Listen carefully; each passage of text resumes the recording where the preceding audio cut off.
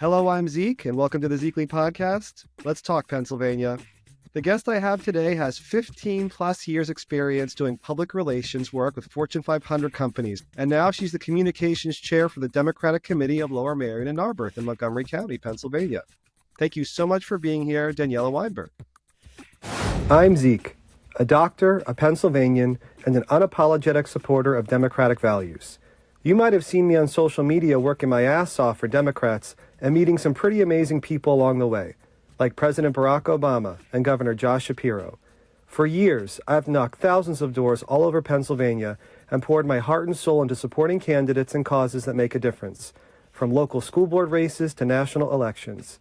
The personal is political, and I take every election in Pennsylvania personally. Where the mainstream media has failed you, I will give you truth and independence. You'll hear from Democratic leaders, candidates, and changemakers who are working to improve the health of the Commonwealth, and it won't be boring as hell. No matter where you are, I'll meet you with hope and a plan to make your community better one day at a time. Welcome to the Zekely Podcast. Let's talk Pennsylvania. Thank you, Zeke. I appreciate you inviting me on. I'm so happy you're on here. I love working with you with the Democratic Committee, and we have so much to talk about. I love working with you. Thank you. We are so lucky to have you working with us. Well, there's a lot to be done. I'm happy to do it.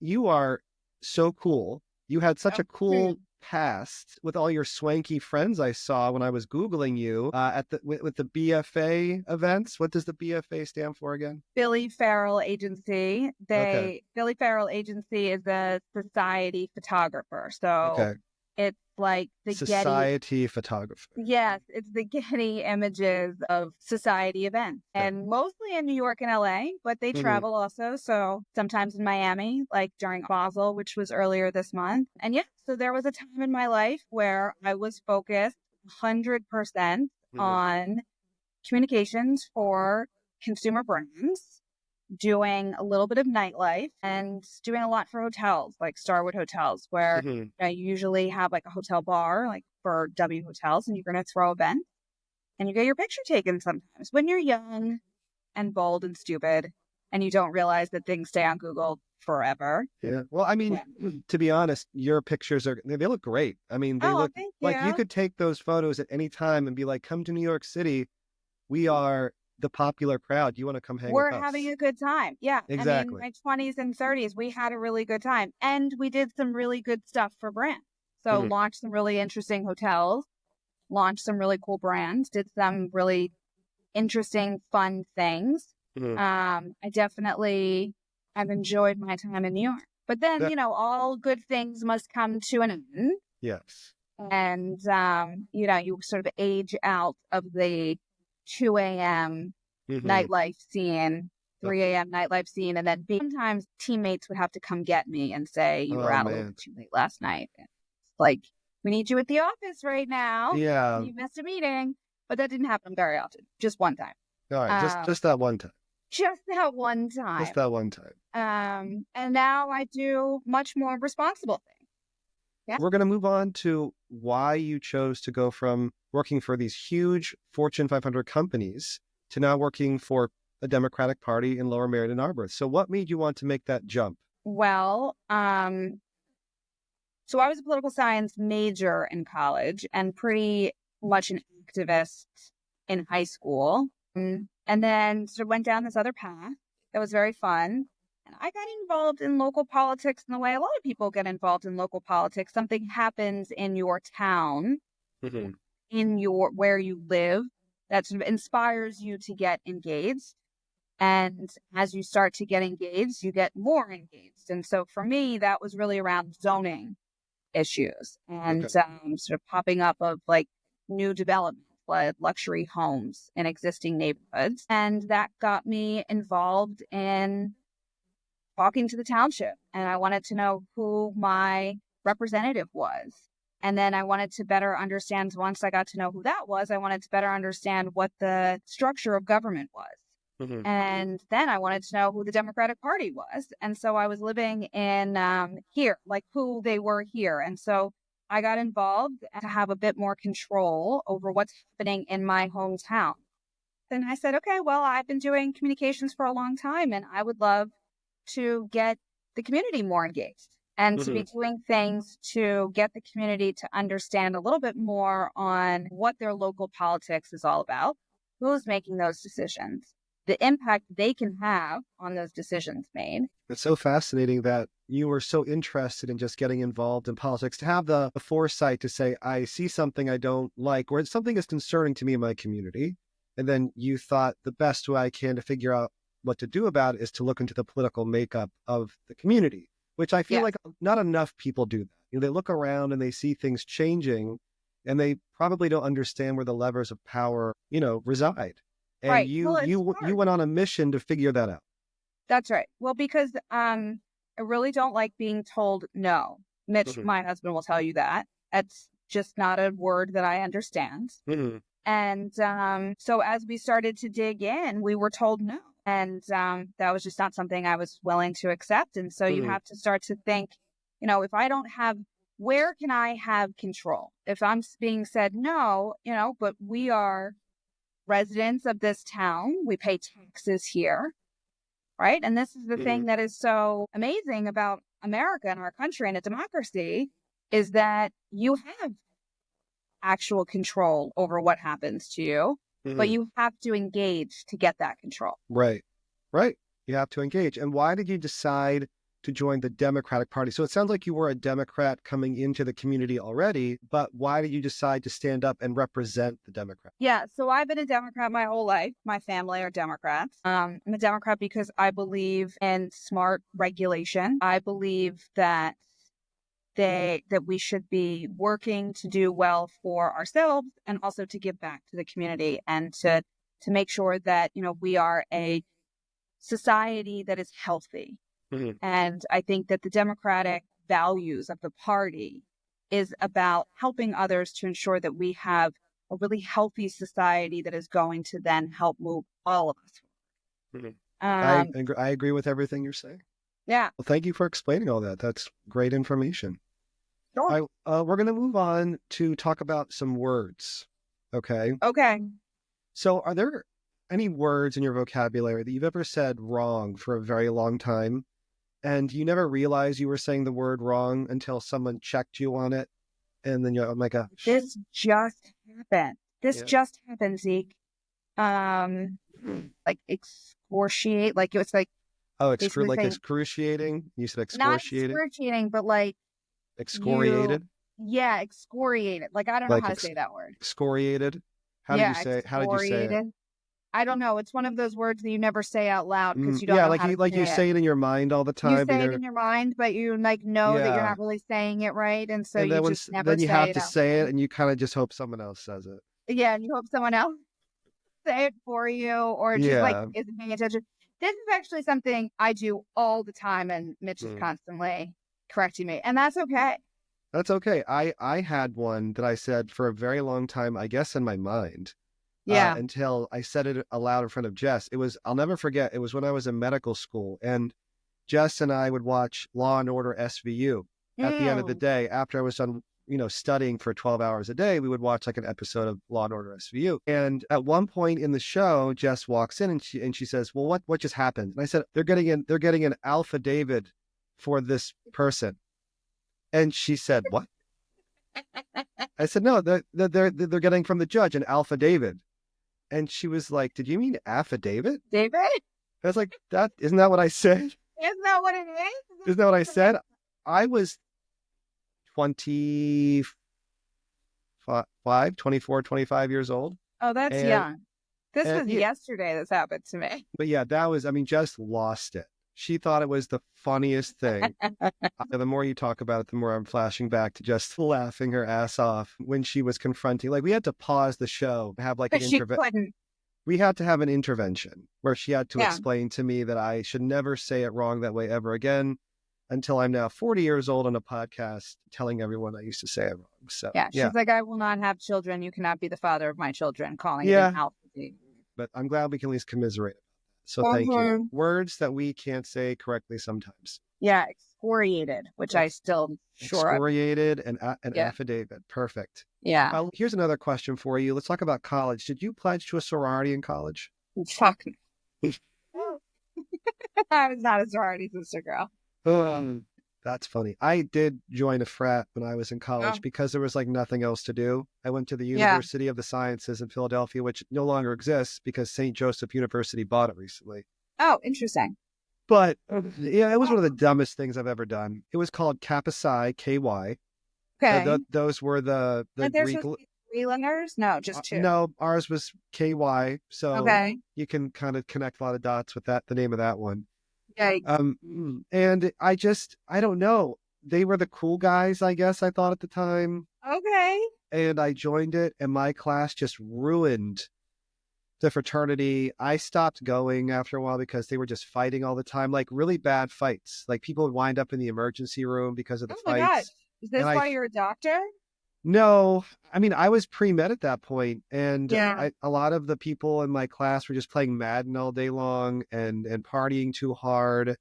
And I think that the fraternity actually shut down after I left a couple of years later, and the house was condemned. So like, Oh, I don't think it exists anymore as a fraternity. But yeah, just pledging was I did the dumbest stuff. I mean, and the crazy thing about pledging is that no one is forcing you to do anything. It's just that group think mentality, and the peer pressure is just so heavy, and you just really want to be a part of the crowd that you just do whatever they tell you to do. Like so we would just like I ate the most disgusting things, and no. just embarrassed myself in ways that just are just no, you would never do that ever. But you're like, oh yeah, this is gonna be so great when it's over. And then the fact that it was so terrible afterwards made it just worthless. Um, Oh, that yeah. sounds terrible. But so my mother roommate in college joined a sorority or pledged, Mhm. and she had the most amazing pledge story. Like, wait, Yeah, my college, I think it's yeah, so yeah. Give the so. antithesis to mine. No, I mean, like, it's all stupid. Like, the whole thing is so stupid. Why would you Mhm. put yourself through this? But what they did was they took all the girls. This was in the 60s. Mhm. Okay. So they they woke them up in the middle of the night and they Mhm. said, come with me. And they put them all in a van and they Okay. drove them. She went to Hofstra. So this was on Long Island. Mhm. And they drove them into a sanitarium in pajamas. Okay. Okay. Into like a crazy hospital for crazy people, Yeah. and left them there with nothing. Okay. So that then they were in the sanitarium, and that the sanitarium staff came out and thought that they had tried to escape because they were in there. There was a bunch of girls in their pajamas in the 60s on the other side of a sanitarium, Oh my God. So did on the they like? sanitarium grounds. And so some of the girls got brought in, and then they had to like call, like when they realized that they actually weren't. Yeah, I was like, you're not understanding this. Yes. And this is in the 60s. This is this is where like women had like no rights. Like you Oh my see a God. woman and just Well. picture like woken up in the middle of the night. And so the staff grabs them and Oh brings them inside, God. and then takes them hours to realize they are not a crazy woman. But even their women, so they didn't even believe them in the first place, even though that they weren't necessarily like their names, they had no IDs, nothing. Oh my God. So That was when the you said that it was a lovely story, were you being facetious? No, I don't mean a lovely story. I think I said a story that I love. That is. Not a lovely story. Nothing Oh my God. lovely Yeah, I about was it. expecting like, oh, I have a story I love, as in like Oh yeah, you. I mean, I love it. I think it's so. I think it's genius. Oh my God, that's terrible. That is worse than anything that I did as pledging, because that's Oh actually my god, terrifying. the best thing is that. Yeah. I mean, what I did was stupid. I did stupid. Still, like the people, they put us in vans, took us to the Jersey Shore in the middle of the night, and made us like wade out into the freezing water, and Yeah. then like put us Okay. back in the vans, and then like put bags over our heads and took us home. Like Yeah. Yeah. like dumb stuff, but like they could have actually been in like an insane asylum for weeks, and no one would have ever been able Yeah. to find them. Yeah. Uh-huh. And like to get into the sorority, you had to get out of it. I mean, That it is is like dazed terrible. and confused type of shit. I love it. I mean, I have like it's awful. It's Oh my horrible. God. And thank God I didn't do it. But That like, took a yeah, that took a yeah, left turn. Wow. yeah, That's yeah. I You're like looking at me like, oh, this is so wonderful, but it's not.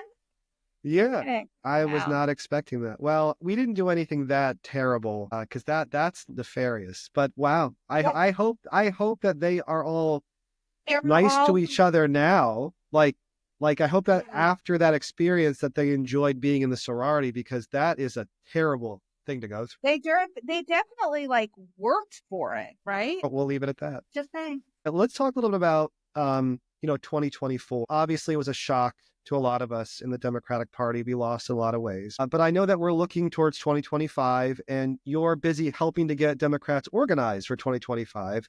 And I always appreciate how passionately you talk about why city commissioners are so important to you, because that's kind of like how you got into, politics in the first place. If you just tell me again, why should people be focusing and paying attention to their commissioner elections this year?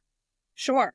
So they are the Board of Commissioners, is the legislative body in Lower Merion Township. It's our only governing body. And the commissioners play the role both of the executive and the legislative branch.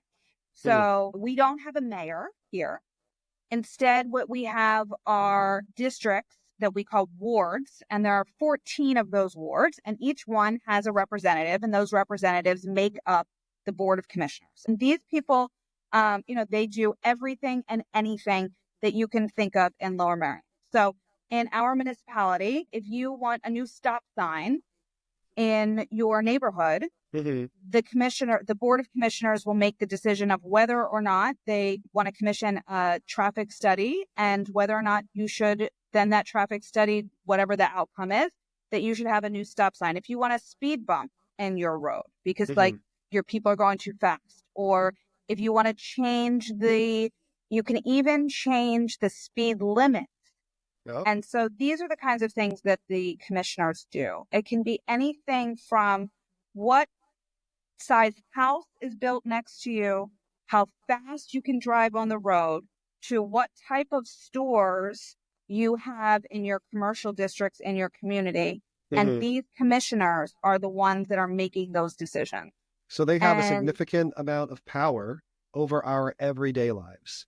They have a huge amount of power over our everyday life. We don't really pay attention to local politics because life is sort of moving and it's going, and you're driving, and like maybe it's annoying if there's an extra stop sign where there wasn't one before, and maybe you're a little frustrated that you can't go as fast as you want, but mostly you feel like your life is just happening and you feel pretty good.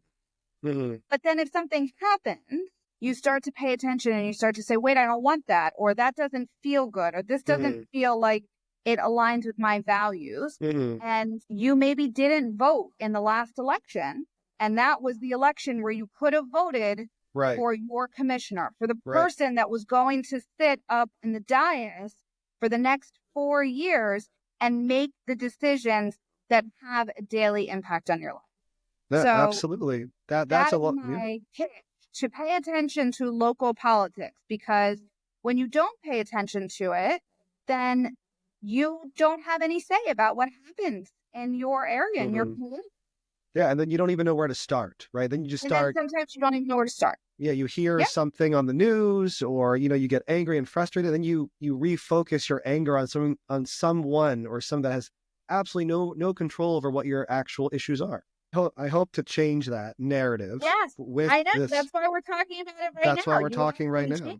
Yeah, I really want people to pay attention to elections every year.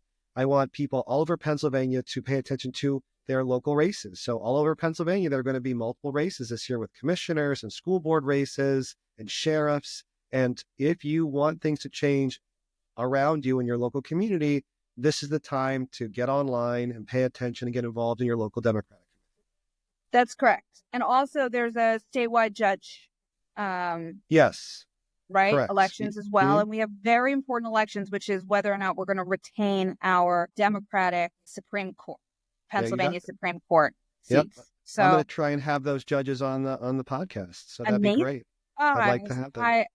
I have such admiration for what you're doing. It's amazing. Thank you. Well, thank you for telling me about all of that information. I really want people to understand how important local elections are. We're going to move on to some, good advice you maybe got in your life at some point or even recently. What's the best piece of feedback you've ever received? Like, is there something notable in your mind like, wow, that really was great. Thank you so much. Advice or feedback? Either or.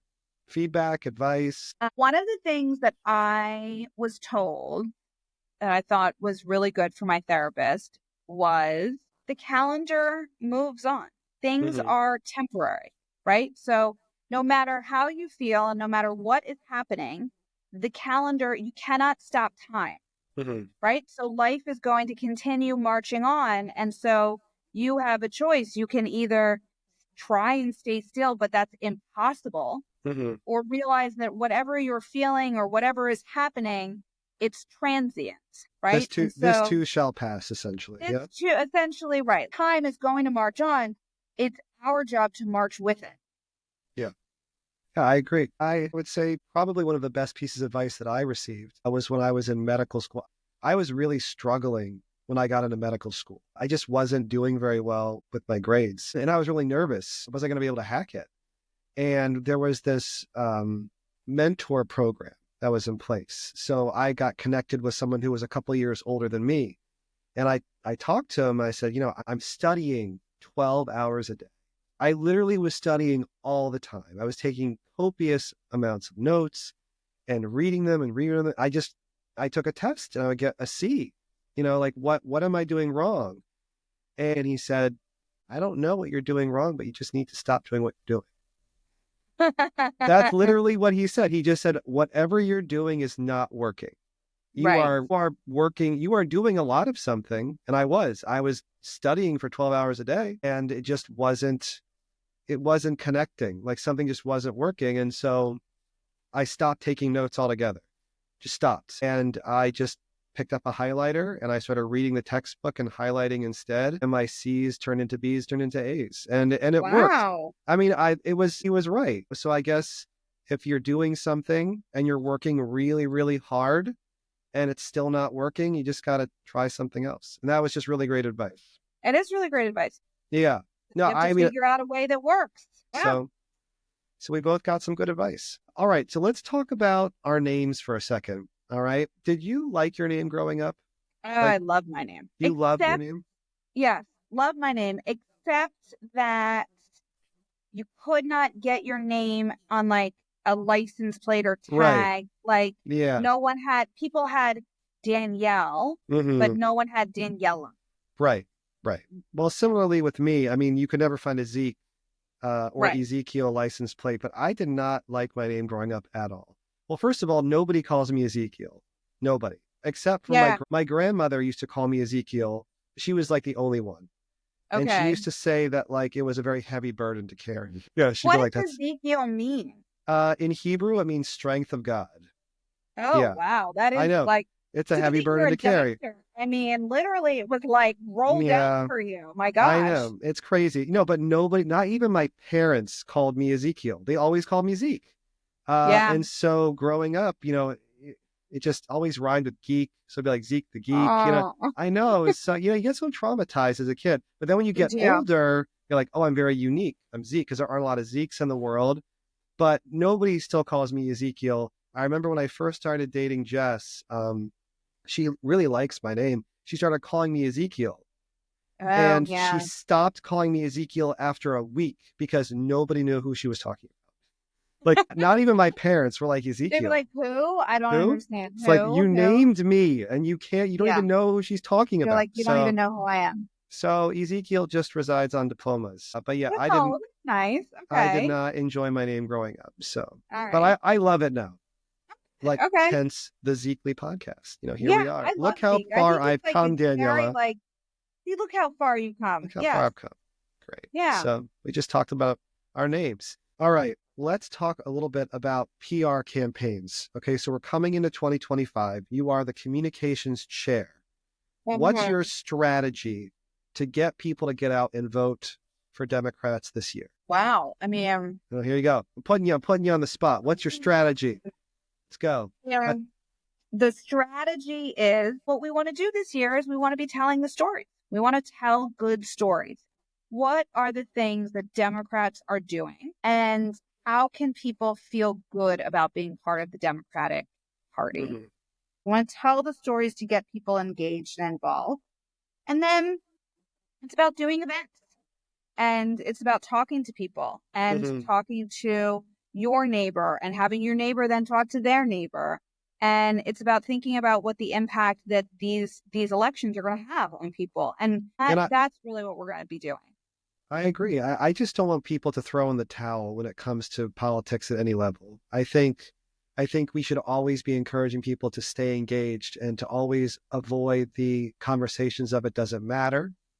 And, both sides are the same, and that I'll just pay attention the next 4 years when the next presidential election comes up. Everything is a layering effect. If you are very involved at the local level, you're going to pay attention in the big presidential election, but everything builds on itself. To say that like your local elections are not as important as a presidential election, there's a disconnect, right? It basically says that like your engagement in democracy only matters every 4 years. But like this country is great because we have to constantly be involved in the democratic process. And that means at all levels of the process.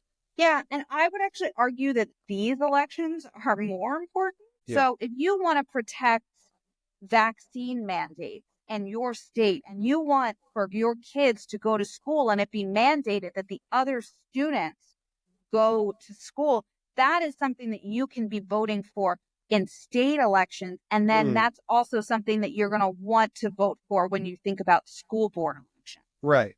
Right. Yeah. Well, whatever those things are, it's your local elections is what's making the decisions of what can and can't happen in the place that you live. Right. Well, I like your strategy, and it's tell good stories, show what Democrats are doing, and keep people engaged. So thank you. All right, let's play a little game. Okay, it's called Low Key Awesome. You know what Low Key Awesome means? I don't know what that is, but I think that's me. Little Gen Z lingo. It's like something that's awesome but subtle, like a subtle kind of awesome. Okay, like me. Exactly. You're more than subtle. I mean, I don't know. You're awesome. All right. So here's something. I think I'm low key. Yeah. Go ahead. When you get free food. Yeah. That's low key awesome, right? Food? Yeah. Free food is yeah. Free food's always good. Sure. It's good. I love free food. I mean, when I was in training in medical school and residency, anytime there was free food, I was all over it. Always tasted better. It was wonderful. All right. When you win a board game against a kid. That's not low key awesome. Oh, really? I think Oh, that's because you have kids. Yes. It's I mean, look, if I have to deal with them driving me crazy all day long. Exactly. Yeah. I think it's low key awesome when I crush them in a board game. Okay. It's like, you know what? I've had to deal with your shit all day. I'm going to crush you in a board game and I'm just going to keep it to myself, but it's kind of low key. So. As you get as a person who's not a mom, I don't think that's low key awesome. They're like kids.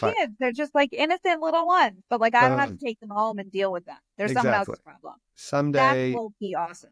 Okay, fine. Yes, it's low key awesome that you don't have to deal with them. There you go. Yeah, I don't have to deal with them. Yeah, not my problem. All right, here's another one. When you don't have to take your shoes off to go through security at the airport. Oh, yeah. I just made Mitch and I put in our TSA numbers, so we don't have to do that. Yeah, that's pretty low-key awesome. Yeah. That is low-key awesome. All right, here's another one, or the last one, actually. When you don't have any cavities when you go to the dentist. Unfortunately, it doesn't happen for me very often because I hate the dentist, so I don't go enough. You gotta protect But when that does happen, I know. These are all fake. You gotta protect them. Yeah, well, they're already gone. These are all little, like, alien they're like little alien nubbins underneath. Yeah. Alien nubbins? Oh my God, I'm like a little alien. Oh my God, yeah. Like in real life, like I look like this. But oh my God. Remove them. I'm like, ooh. Oh, that's so funny. That's crazy. It's disgusting. It's that's hilarious. One that has veneers, we're monsters. We are low-key monsters. I mean, Jess's dad is a dentist. So yeah. I've actually never had a cavity in my life. Wow. Never. Jess has had a number of cavities, and it's funny. She's the daughter of a dentist. Funny. I never see her eat sweets or anything. She hasn't had any recently, but I think as a kid she had a lot. Interesting. I would not have thought about that. Okay. Yeah. Well, thank you for playing low key awesome with me. Yeah. All right. I'm going to ask you about superstitions. Are you a superstitious person at all? I do not walk under ladders. Okay. I do not walk under them. Mm-hmm. I had a mirror one time. I woke up and it broke, and I'm convinced that all things have gone wrong since then. Okay. So, yes. Like all things that have happened since the mirror broke are because of that one mirror breaking? I mean, it wasn't just like a small mirror. It was like a full-length mirror fell over and shattered. And I just think that terrible things have happened, and it's because of that. Like, what's one terrible thing that's happened that you connect to that mirror breaking? I'm just curious because I'm not a superstitious person at all, but I always enjoy hearing other people's superstitions. So like, tell me one bad thing. Get me on your side with the superstitions. My dad died. Oh, you had to pull that out? You had to pull that one out? I was like trying, and those are like embarrassing. Like, I'm not going to be like, yeah, my dad died. I can't. I mean, I can't say anything to that. I'm not gonna browbeat you over that. But I mean, and it was like very close. gracious. And then he got very sick and he died. All because a mirror he had broke. been sick, but he got like sicker progressively. Yeah. Well, I'm just gonna put a pin in that So one. don't let a mirror fall because your dad might die. Oh my God! All right. That's not why he died. I mean, he was like, that's not why he died. As a doctor, I can tell you with 100% certainty, your dad did not pass away because of the mirror breaking. But I don't want to shatter, literally or figuratively, your superstitious ways. I'm very sorry. Well, thank you for telling me about your superstitions. Sorry, guys. All right, let's get very dark. It's okay. We're gonna lighten it up. Just saying. All right, I have 2 more questions for you. Okay? What gives you hope? You. I give you hope? You and Jeff. Yeah. You guys give me hope. That like we can keep going.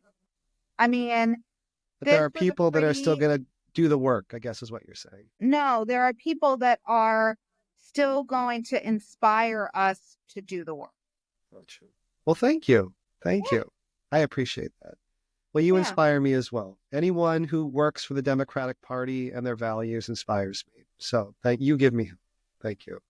And my last question for you is, what plans do you have to get yourself through these next few years? Obviously, you are doing something as the communications chair, but what else are you doing just to get yourself through, what's coming in 2025 and beyond?